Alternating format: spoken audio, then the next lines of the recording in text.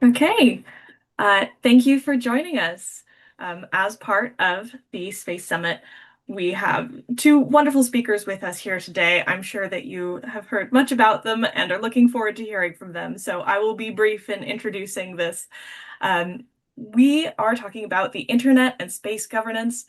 The internet and space historically being very difficult things to govern. However, as humanity pushes further past our planet and commercial interest expands, effective governance is very necessary to make sure that even in space, the internet is for everyone. With governance facing significant challenges, jurisdiction difficult to define, and state sensitivity, there is a context in which technologists can play a significant role in space communications as standards bodies functions as quasi-regulatory functions. With this, how can we make sure that technologies, engineers, and researchers have a positive role for a future internet in space for everyone? With that, I'd love to introduce our speakers, or rather have them introduce ourselves, starting with Vint Cerf. Hi, Vint. Hi there. Thanks so much for having me on this part of the Space Summit. I'm Vint Cerf. I'm Vice President and Chief Internet Evangelist at Google. But for purposes of this seminar, I'm also one of the members of the InterPlanetary Network Special Interest Group. I founded the organization in 1998, just as a project for the interplanetary internet was underway at the Jet Propulsion Laboratory.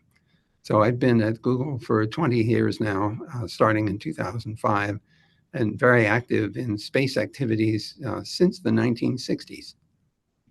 And I'll turn this over to Kaneko for his introduction. All right, so hello everyone. My name is Yosuke Kaneko. I am the current president of the IPNSIG. It's really great to see you all around the globe. And I just want to say a big thank you first before start to Ginny, of course, and Laura, Chappelle, Mike Snell. I mean, these people are really enabling us with this Space Summit. So thank you so much. Big applause. And thank you all for the outstanding speakers for this summit. We couldn't have done it without you. So really excited to be here. Speaking about myself, I currently work at the Embassy of Japan in Washington, D.C. I am the first secretary and space attaché. My main work is really to, promote U.S. and Japan's cooperation in the space field. But for the purpose of this session, I will be speaking as IPNSIG. So great to have you all and ready to dive in. Before you start asking questions, Jenny, I want to just interact a little bit with Kaneko. First of all, Kaneko, before you came to the embassy in this first secretary position, you were at JAXA as well. So you have a significant career in space engineering, I guess. Can you say a little bit about that period of your career? Oh, absolutely. Yeah, my career at the Japanese Space Agency, probably 20 years or so. I Wow. was heavily involved in human spaceflight activities, including the International Space Station. I was in the development phase and also in the operational phase as a flight director. And also I was engaged in Artemis and all other really exciting space exploration missions. That's a really short story about my career. But thanks So for what I find exciting about your experiences, of course, which now go back into the 1980s, I guess. Mine started in 1961 when I was working at Rocketdyne on the F1 engines for the Apollo Saturn V rocket. uh And so my experience with the space industry has gone on for literally 50 plus years. And at this stage of the game in 2025, I couldn't tell you how excited I am, more so than I was as a young man working on the Apollo effort, now having a chance to look at a real interplanetary internet that we could build. It's engineering now, it's not speculation. Thanks, Jenny. Please go ahead. Thank you. I think that's so fascinating. With both of you having such a history in this sector for space and networking, I'm wondering your thoughts on how we can apply those lessons from terrestrial internetworking and engineering to the new interplanetary network as it exists and as it will exist. What kind of lessons are we bringing forward? Well, if Kaneko, if you don't mind, I'll jump in with the beginning anyway to Sure. say that we learned some very important lessons from the internet experience. The first one was that it really helped a lot that the U.S. government was funding the effort at the Defense Advanced Research Projects Agency, so we didn't have to scrabble for funding particularly. We got government support, and there has been government support for the interplanetary delay and disruption tolerant networking bundle protocol development as well, and that's been very helpful. We haven't had to go look for customers exactly, although as commercialization happens, that's going to be an increasingly important element of our attention. The second thing is that collaboration turned out to be essential to make the internet what it is today, and it will be necessary, and it is necessary to make the interplanetary system, the so-called solar system internet, also a collaborative effort. We want multiple parties to be able to build pieces of that solar system internet and to make sure that they've adopted protocols that will be interoperable. And so a lot of the development work has been to assure that multiple implementations got tested for their interoperability and their reliability. The third thing I would say is that the internet started out as an experiment. We didn't know for sure it was going to work at all. It was the academic community primarily that did all that work and used it in its early stages. And at this stage of the game, we know that we are going to have to test the interplanetary solar system internet equally as stringently because people are going to be relying on its operation. So fundamentally, this has to be as solid an operation as possible. And that means lots of implementations and lots of interoperable testing and testing under realistic conditions. So we've learned from the terrestrial internet that we have to collaborate, that we have to cooperate, that we have to have standards. And for many of the people who are looking at this from a commercial point of view, you have to have customers that are willing to pay for the services that you offer. Kaneko, what are your thoughts along those lines? Yes, absolutely. As I've spoke about my career, I kind of lived in the space community for a long time. But looking from the space community on the footage of the internet history, I see a lot of great components there that we can actually leverage to the interplanetary internet. Humbly speaking, about the internet, I think there are like three pieces that we can really learn from. Number one is about the standards. This is all about basics, but having a single way of doing things is so powerful.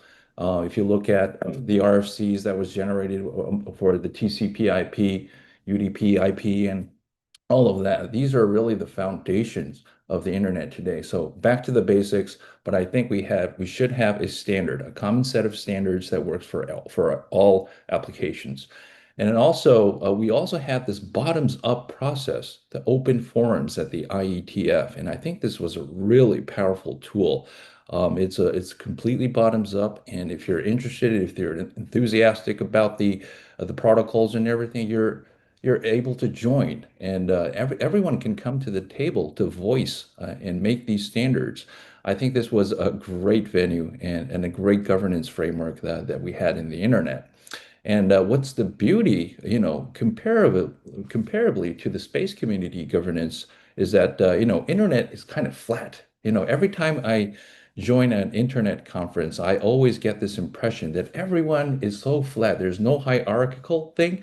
There's no top-down architecture or anything. Everyone has a say. So I think this multi-stakeholderism, this multi-stakeholder policy-making processes, and this discussion, regime is really unique to the internet. And I think this is really comparative to the more sovereign state-driven governance scheme in the space community. But I think there's a lot to learn from the space side, what we can leverage from the internet side. So maybe 3 points: global standards, open forums, and policy-making processes. These are kind of the three top things that I always reflect on. This is really an interesting observation that you make. Of course, those of you who are listening or will listen to this know perhaps about the Consultative Committee on Space Data Systems. It's been around for a while. It's headquartered here in the Washington, D.C. area where both Kaneko and I live. But it is established as a nation state level membership. The Internet Engineering Task Force is really peculiar because you can't be a member. There's no membership.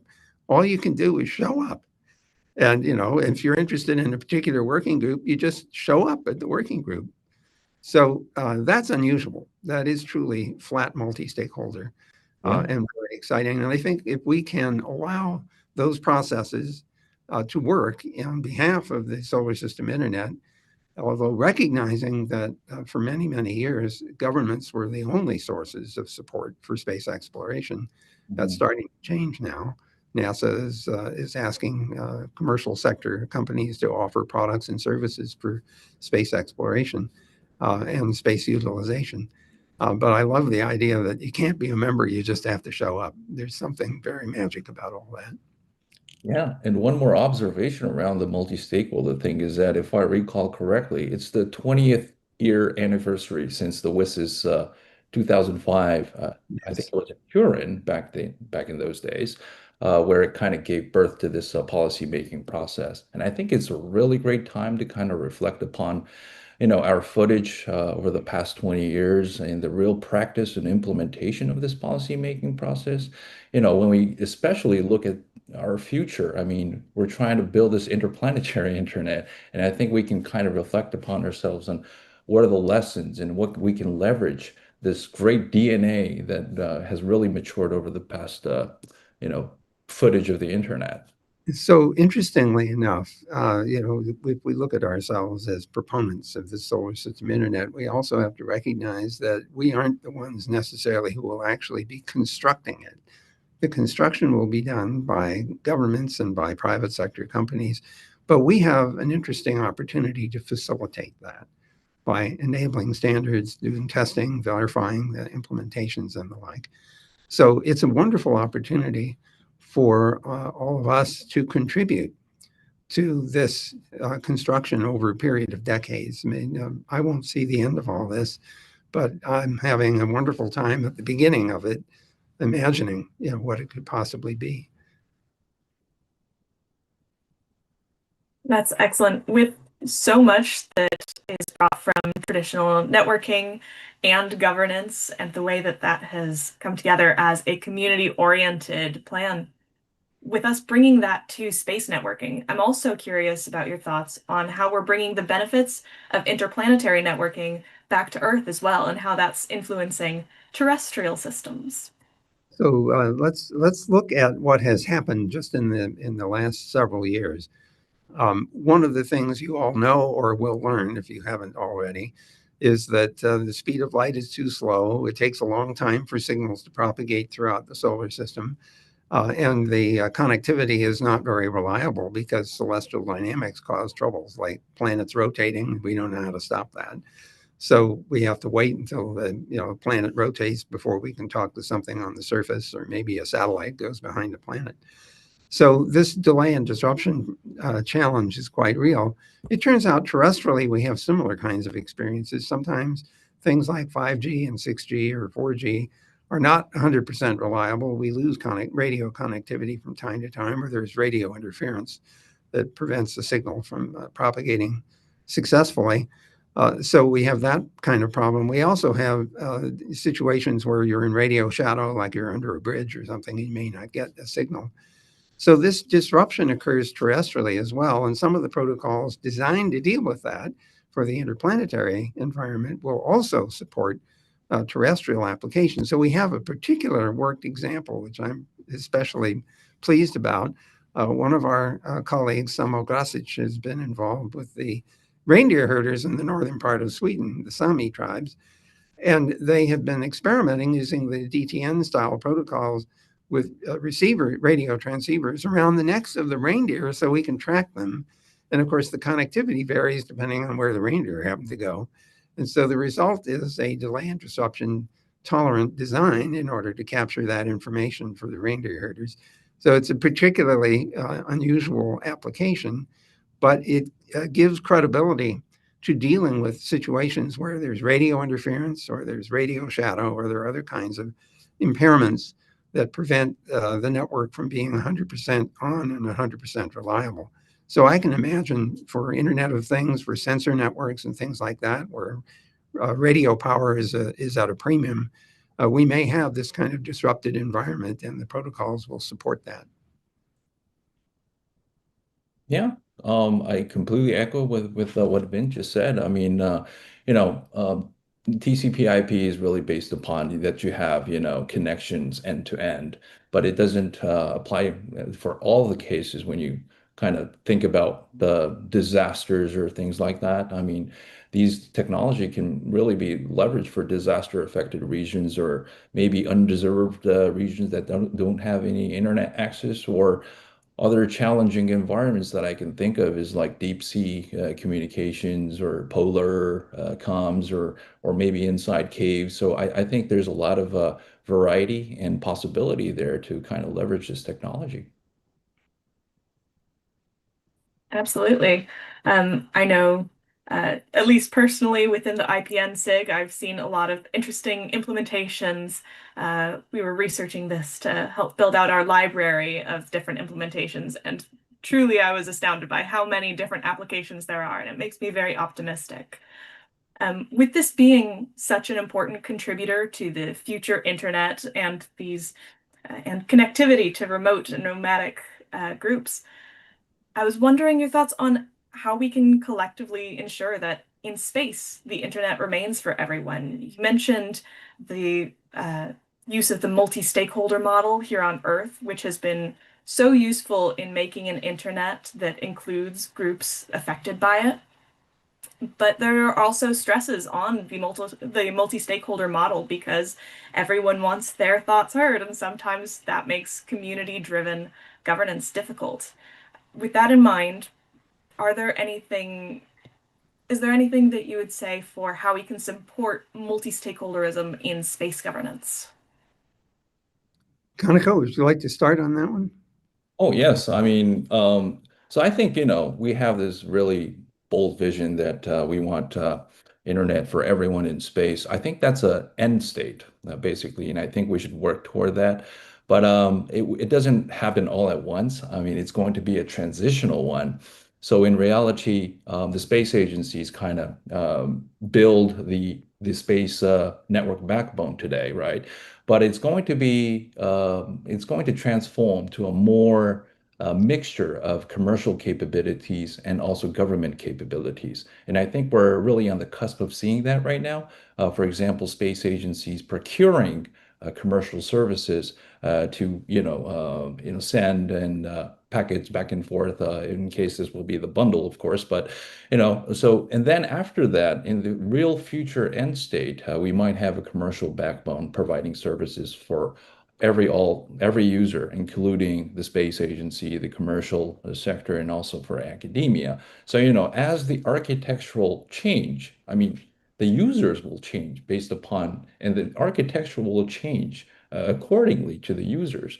And what that means is the governance structure would also transition accordingly. So multi-stakeholderism kind of, to me, is like a real end state that we should really envision, which is analogous to the internet model. But I think it's a gradual transition. And I think, the multi-stakeholders takes time. As I've said, the space community hasn't been working in that way for a long time. So it's really the time to kind of infuse this concept right now in order to, reach that end state is how I see it right now. Thanks so much, Kaneko. That's a great preamble. Let me make a couple of observations. First, looking back at internet history, when we started out, we made the assumption that there would be more than one network. In fact, we had more than one network to begin with. We had three. We had the ARPANET, which was the granddaddy of all this, but a mobile packet radio network and a packet satellite network were needed for certain applications that involve mobile vehicles, ships at sea, and aircraft. So we started out with multiple networks, independently operated, but then had to have interoperability. So the standards were all designed around the assumption that there would be multiple networks and that they had to interwork. The same argument applies to the solar system internet. We anticipate that there will be multiple networks built. And they may be built for a particular mission, for example, but the whole point here is to use protocols that can be made interoperable across multiple networks so that as time goes on and as missions complete, the assets of those missions could be used to build portions of an interplanetary backbone network. We've already seen examples of this on Mars, in 2004, when the Spirit and Opportunity rovers landed, we were supposed to be transmitting data back from the surface of Mars to the Deep Space Network on Earth, the 370-meter dishes operated by the Deep Space Network at JPL.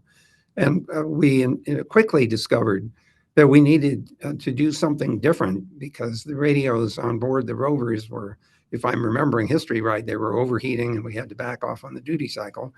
They were only going to give 28 kilobits a second in a direct to Earth mode. But it turns out we had sent orbiters, both the Europeans and the Americans had sent orbiters to map the surface of Mars before the rovers got there to help figure out where they should go. Those assets were repurposed and reprogrammed to become relays in the Mars network. And they have been supporting all the rovers that have landed since that time in 2004. So think about this for just a second. The whole idea is that even if there is an investment in communication assets, you want to make sure that that investment can be repurposed to support multiple missions. And what have I seem to have disappeared. Why did my video go away? I'm back. Okay. I have no idea what happened there. Unless somebody decided they didn't like looking at me anymore. I'm the visiting Martian.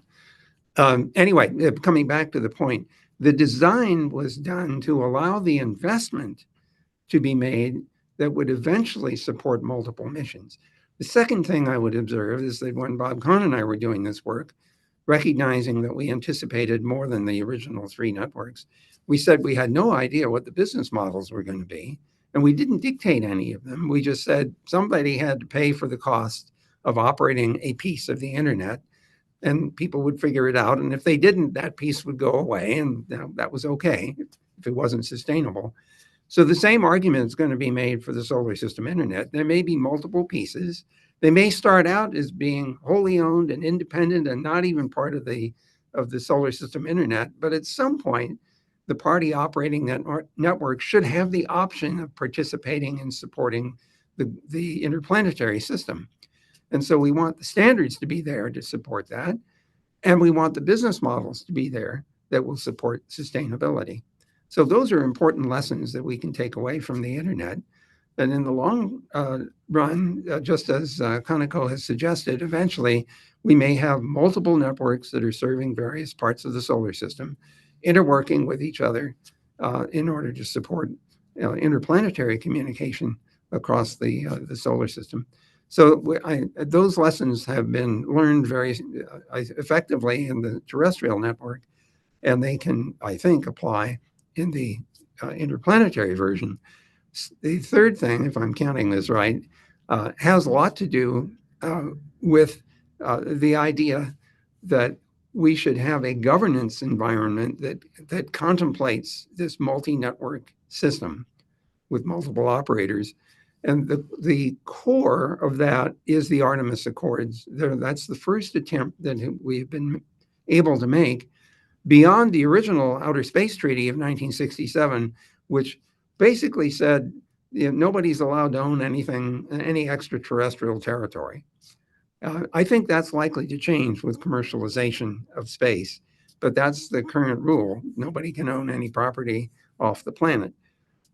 What we see in the Artemis Accords, however, is an expansion of cooperation and collaboration in a framework in which that can happen. And so nation states and organizations have signed on to the Artemis Accords. And it's my expectation that those accords will form the basis for treaty-like agreements. As Artemis is not a treaty, but it is a concord. It is an agreement among parties.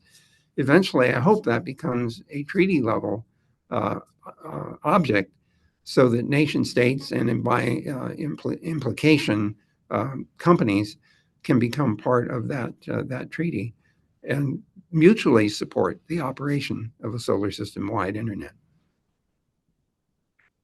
Yeah, Vint, I can't agree more, actually.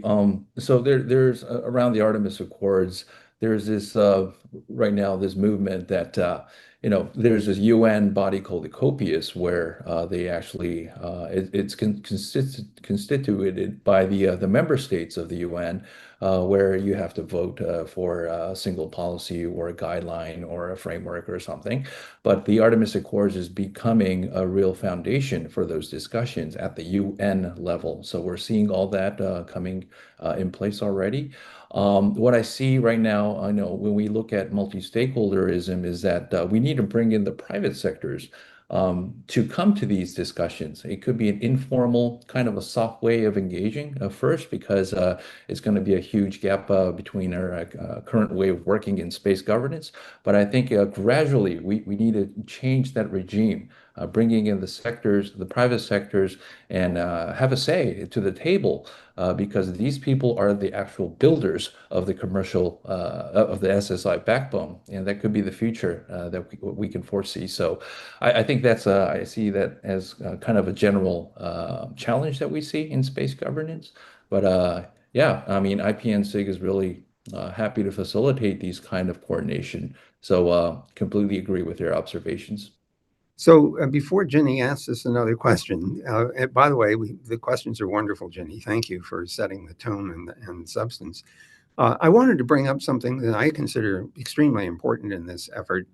If we don't have applications that use our underlying bundle protocol suite, nobody will be interested, because nobody cares about the details of the protocols. They care about applications that they can use the system for, whether it's terrestrial or extraterrestrial. So it's very important that we now start concentrating on applications that use the bundle protocol suite. We have several that are already either tested or are implemented and tested, and some are in already regular use, because we've been on the International Space Station since, I think, 2009, where astronauts have been using the bundle protocols for control of experiments on board the ISS or interconnection with terrestrial assets, for example. But this whole notion of adding applications is really important. One of our IPNSIG members, Scott Johnson, has developed and implemented an email capability that would allow someone in an internet setting to talk to someone who is off in bundle protocol space and able to exchange email, which is, generally speaking, a delay-tolerant application. There are lots of other potential delay-tolerant applications, which might be control of scientific instruments and sensor systems, IoT devices, and things of that kind. But we've also tested applications where streaming video has worked very well. We tested things at very high bandwidths where they're available at 600 megabits a second on an optical link, for example, or in situations where the latencies are very low. One of our experiments was on the International Space Station, where the astronauts were literally in real time controlling a rover on the surface of Earth. I think it was in Germany, if I remember right. But the idea is the distance wasn't very far, at the speed of light anyway. And so real-time interactions were feasible using the bundle protocol. But I think the focus of attention now has to be on an operational setting and an application setting for the use of bundle protocols, in order to show people that adopting these standards are in fact useful to their missions. And so that's the focus of attention that I think we need to shift to in the latter part of this 2020 period. Absolutely. Speaking of encouraging adoption and further development, here at the Space Summit, we have so many people here from all different groups, different sectors, different stakeholders. And one of the main questions that I would really love for your opinions on is what you hope for those currently involved in space networking or those looking to get involved. What you look for this community at this time. So I just want to remind you, Jenny, that we're seeing some questions showing up in chat that we should also respond to, or some suggestions in there. So let's make sure we don't forget to do that. Mm-hmm. I really think that there are an incredible number of different opportunities for people to engage here. There's the technical standards development activities in the IETF and the CCSDS.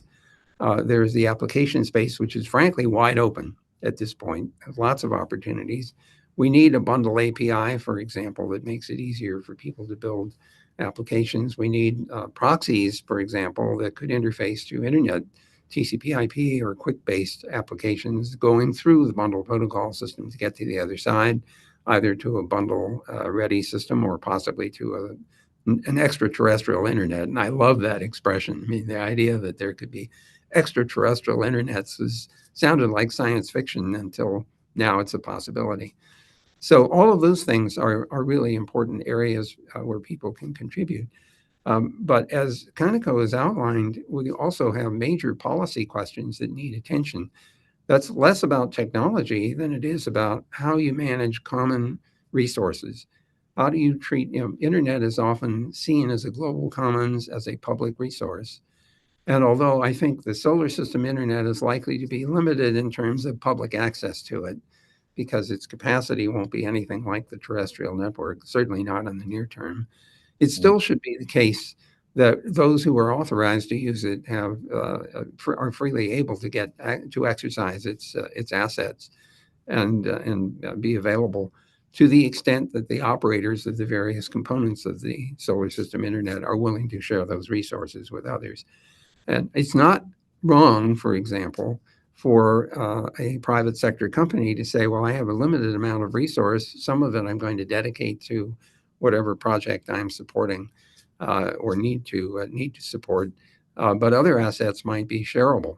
And so I can imagine a kind of mix of things where some of the nodes of the bundle networks are available to others, and others that are dedicated to a particular corporate or perhaps a particular mission exercise. So we need a lot of flexibility in the system to allow these different scenarios to be implemented in a way that is operable and reliable. Mhm. I completely agree, Vint. So while Ginny is looking at the chat box and figuring out which questions to ask, if I may steal the moderator position for a little bit. When I always talk with the space community, what is multi-stakeholder governance is sometimes a question it's a very abstract concept, and I'm trying to convey and explain what this is, and it has been so beautiful. But Vint, from your experience, would you be able to share us with a good example, a success case of, how the multi-stakeholder policy-making process really flourished? And, a good case would be a good way of, making a case and giving the story of how effective this process would be. I would say that the Internet Engineering Task Force is probably the closest I can come to a prime example of multi-stakeholder processes because it's all bottom up. The working groups get established because there's a bottom-up demand for them. We have birds of a feather sessions to decide what working groups are set up to do what kind of work. It's true that there is a process now involved that's a little more formal than it was when things were set up 40 years ago. So there is an Internet Engineering Steering Group, but those parties who are running the areas of the steering group are elected by the participants in the IETF. And so it is still a bottom-up process where people gain authority because others want to give that to them. The decision that something is a standard belongs to the Internet Engineering Steering Group. The area directors help to shepherd the working group efforts to the point where it can be presented to the IESG if, in fact, it is to become a standard. So that's a really prime example. Now, another organization which has also attempted to use multi-stakeholder processes is the Internet Corporation for Assigned Names and Numbers, which was started in 1998. In that particular formulation of multi-stakeholderism, there were groupings of people who were in the commercial sector, in the academic sector, in the technical world, and so on, and government. And in that case, the groupings were a convenience so that we had some idea of who the stakeholders were and what their interests were. To be quite honest with you, I'm not 100% sure that that kind of grouping always works because we're seeing, especially with commercialization of the internet, more and more organizations are covering multiple groups. You know, some of them are domain name operators, some of them are internet service providers, some are application service providers, some of them are all three or four. My company at Google, for example, covers quite a bit of territory of interest to the Internet Corporation for assigned names and numbers. So that particular experiment using these sort of fixed groupings has taught me a lesson, which is that maybe you should be more flexible. In the IESG, or I'm sorry, IETF case, the groupings are the working groups. And they're focused on a particular problem to solve, and anyone is permitted to participate, regardless of whether they're in the commercial sector or academia or government or something else. So I think we've learned some lessons about different ways of formulating multi-stakeholder processes. The Internet Governance Forum is another example of the introduction of multi-stakeholderism thinking into the United Nations processes, because as you mentioned earlier, the Internet Governance Forum spins out of the World Summit on the Information Society in 2005, which formed a working group on internet governance, which tried to figure out what is it and how do you do it? And we didn't get an answer by the end of this is in 2005. So we essentially created the Internet Governance Forum to continue that discussion. And here it is 20 years later, and we were still talking about how do we govern the internet? And the answer is, carefully, with considerable care. And we're still learning. And the reason we're still learning is because the internet keeps evolving. The technology keeps changing. The application space is dramatically shifting, especially now with the introduction of artificial intelligence and AI agents and large language models and all those other things, in addition to everything else that's been going on. Social media, cloud computing is all part of that gigantic internet governance territory. So we're still learning how to do this well. And I think we should pride ourselves on accepting that we need to learn how to do this better across quite a different number of application areas, including the solar system internet. Wow, Ben, that's a lot of substance there, a lot of lessons, a lot of valuable inputs. I think the space community would love to hear that. The real practice and the experience and the success cases and what we've learned so far. I think these are really, the space governance community will really benefit from these kind of talks. So I would love to engage with the United Nations and the copious body in the future. So thanks so much for sharing. So back to Jenny. Sorry for stealing. Not at all. This is great. Um, with talking about these different stakeholder groups and how they're defined, as well as the history of the internet terrestrially and what we learn from it, there seems to be some agreement that the commercial interest is going to be a really considerable driving force in the early development. With that in mind, I would bring up a question from the chat. Berna asked about what private companies are involved in at this moment and where to find information. I'd also point out there's already been a few responses in the chat from Scott J. and Alberto and Lee. So thank you to our community, but I was also hoping to get our presenters' thoughts on commercial involvement at this point. Well, I can mention a few that I know about. Spatyam has already been mentioned in the chat. By the way, I assume the chat will be available to everyone who sees this video after the fact. Is that a correct assumption, Jenny? I believe that is going to be kept with the recording. I will check that. I hope so, because otherwise, please don't lose this. That's valuable information. So Yes, you have the recording, or we will have the social lounge as well for chats. So we will make sure that continued conversation is taken over there. Okay. Then the second company that comes to mind is Illyria, which is a spin-out from Google, and it has a remarkable capability called Spacetime, which is a routing system for very, very complex environments, satellite-based environments, solar system internet environments where connectivity is not always assured. The TVR work, the time-varying routing work that's going on in the IETF is relevant to that sort of thing as well. So that's the second one. The third one is Intuitive Machines, which is a company that has launched and successfully landed some equipment on the moon, although it's true that they had a little bit of forward motion there, and so they kind of landed in a tilted way. But the fact that a private sector company has landed assets on the moon is really quite remarkable, considering where we started many years ago. So those are three that come immediately to mind. There were probably others that I don't know about or just failed to mention. Kaneko, can you think of some? Or there are some coming up here on the chat as well. Oh, Oh, I'm absolutely. sorry, 3DTN or D or whatever it is called is another one that is building software for delay and disruption tolerant networking.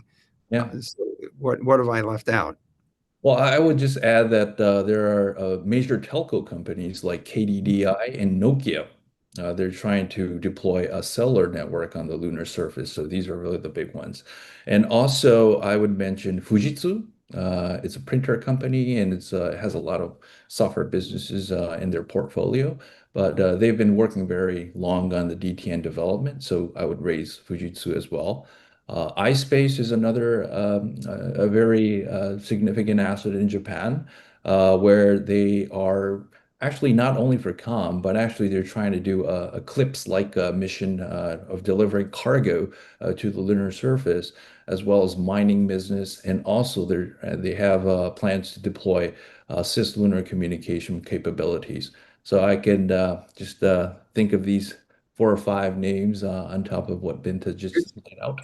I see Gary Barnard has also mentioned XISP-Inc., working on interoperable networking communication architectures, INCA, clever acronym.